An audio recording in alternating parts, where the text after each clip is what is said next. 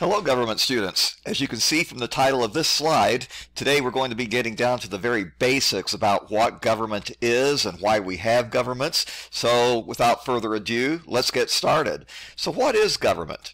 Well, your basic definition of government would be this. It's the institution through which a society makes and enforces its public policies.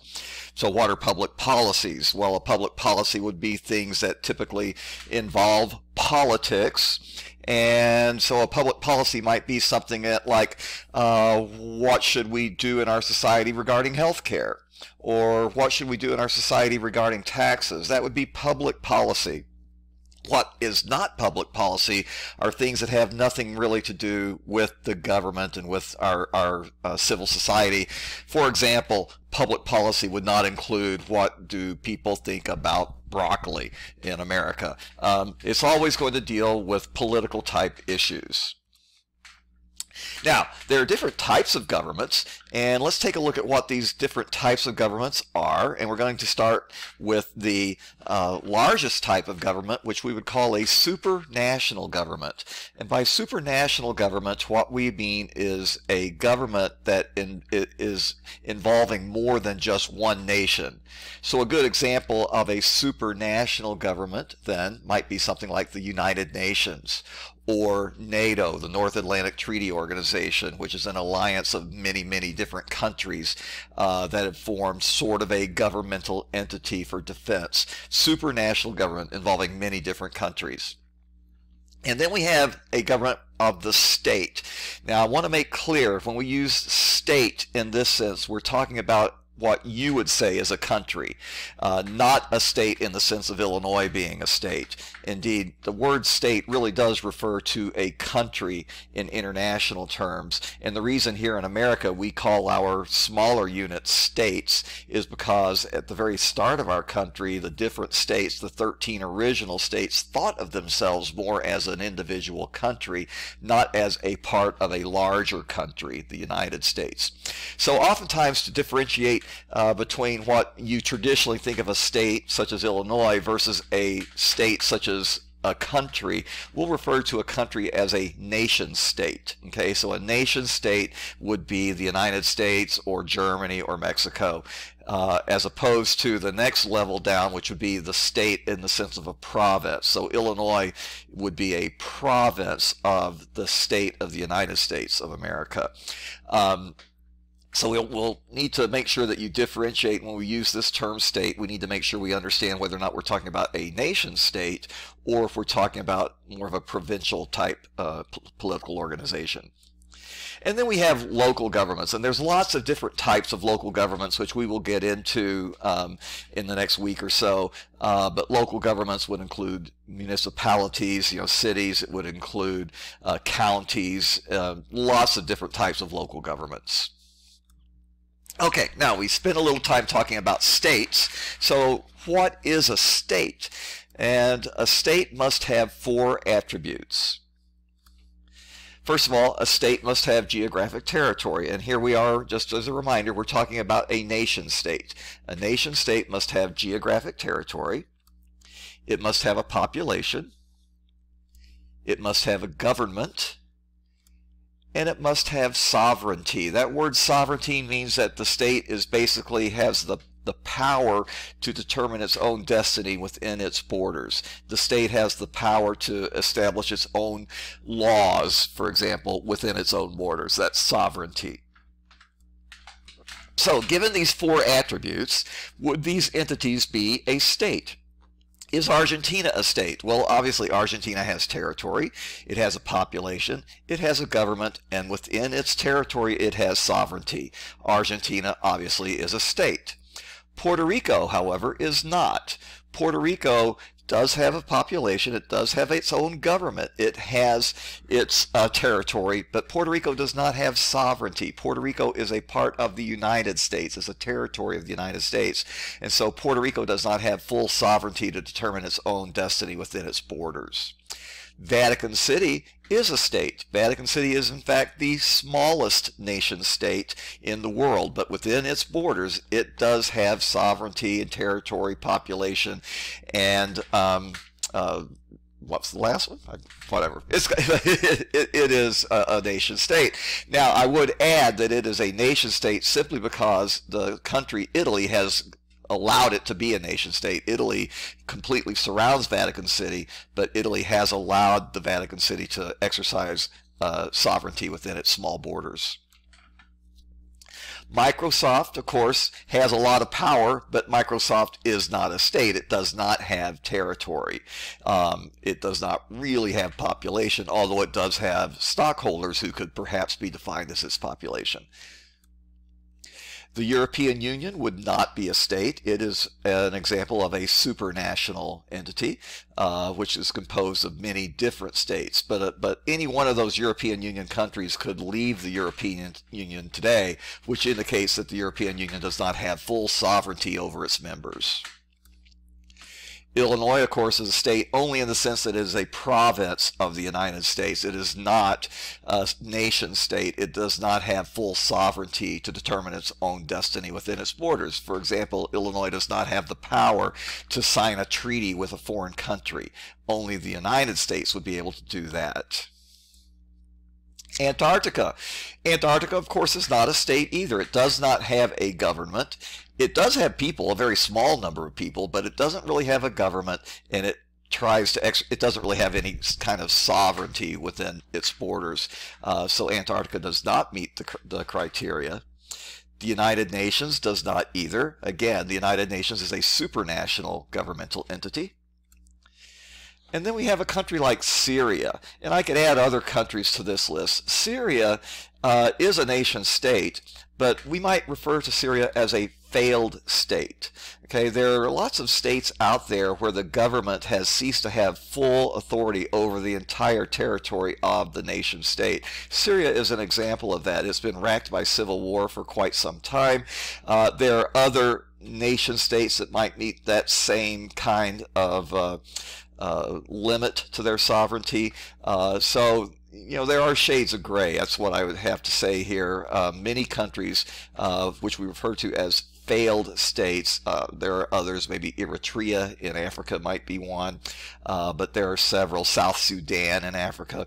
They are countries that are racked by civil war, so the true sovereignty within the entirety of that nation's territory is somewhat limited. The earliest states are the four great river civilizations of antiquity, and that would include Egypt, which formed over here in the Nile River Valley, the various states that formed in Mesopotamia, such as such as Babylonia and Assyria, various nation states that formed in that area of Mesopotamia. We have the Indus River Valley states, and then the states in China that formed along the Yellow River Valley and the Yangtze River Valley. Those were the very earliest states, and then states moved on from there. Excuse me. Now, there are four theories as to why nation states came into being, and those four theories are the force theory, the evolutionary theory, excuse me, evolutionary theory, divine right theory, and the social contract theory. So let's start with looking at the force theory. Force theory basically says that a nation state formed due to force, due to the power of a tribe to subjugate weaker tribes within a territorial region. And you could use the history of early Spain as an example of force theory. As the Roman Empire weakened in the 5th century AD, Spain began to break free of Roman control. And notice up here in the red, there's a group of Germanic tribesmen called the Visigoths. I'm not sure if you've heard of the Visigoths, but the Visigoths originated up north of the Rhine and Danube rivers, and eventually then the Visigoths migrated into Roman territory, into what is today southwestern France. And then as the years progressed, those Visigoths began to control more and more territory, as you see here in AD 476, which is the year that the Western Empire collapsed in Rome. And then within about 100 years, the Visigoths had migrated into Spain, today's Spain, and continued to expand so that by the year 700 AD, the Visigoths controlled all of what is today Spain and Portugal and a little bit of France even.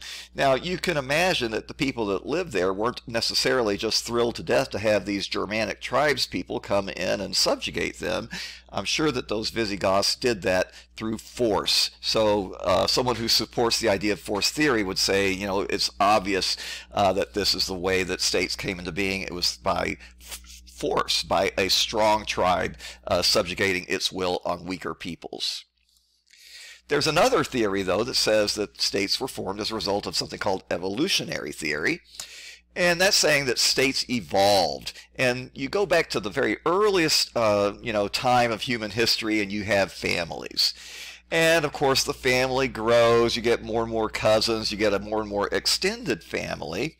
And eventually, that relationship, close familial relationship, gets to the point where it's no longer there. And then you have a clan, okay? A clan, which is basically multiple families. Eventually, the clan continues to grow and it becomes a tribe, okay? And then the tribe, once it settles down, the tribe is nomadic, but once a tribe settles down and claims a specific territory, it becomes the state. And the first states then, according to evolutionary theory, were created when tribes ceased being nomads and then settled in a specific territory. That's when these tribal peoples began farming, really is what we're talking about. They began farming and they settle in that specific territory, and then they form the state. And according to evolutionary theory, those 4 river civilizations that's how they came into being, and then their culture spread, as you see there, to other parts of the Middle East and other parts of India and Eastern Asia. There's also the divine right theory. Okay, the divine right theory says that the state was created by God.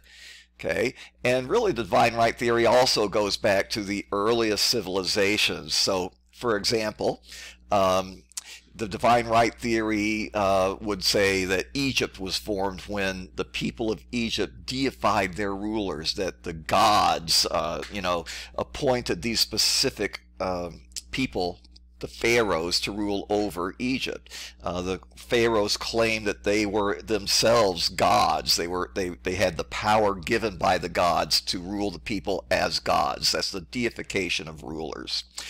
Alexander the Great started out not believing in the idea of divine right, but as he started conquering much of the known world in the 300s BC, he adopted the Egyptian idea of deification of rulers. And in fact, you see on his coin here, he has horns, and those horns that you see on Alexander and those who followed him signify deity. That was a form of godhood. Caesar Augustus was the first Caesar of Rome, the first emperor of Rome, and he too said that he was a god, and those emperors that followed him claimed to be deities. They claimed to have the power of gods granted to them by, the Roman gods. Now, an interesting thing on the divine right of kings, it sort of changes in the 4th century, and that is because what we see here is Constantine the Great. Constantine was the first Christian emperor of Rome, and as a Christian, he can't claim deification. He cannot be a god. So what Constantine did, though, was say that while he's not a god, God granted him authority. He rules by the authority of God, and to deny him power, if the people deny him power, then they are going against the will of God, and that sort of becomes the standard of Western tradition among royalty up until really the late 1700s. And then this idea of divine right does come to an end in the late 1700s, and really the last king that claimed divine right in the Western tradition was Louis XVI of France, and we can see his fate. He got his head chopped off. So nowadays, most of Western traditions would go with something called the social contract. I'm going to end this presentation here, and I'm going to devote a shorter presentation specifically to the social contract. So with that, I'll sign off, and you might want to look for the next presentation on the last theory on the origin of the state, the social contract.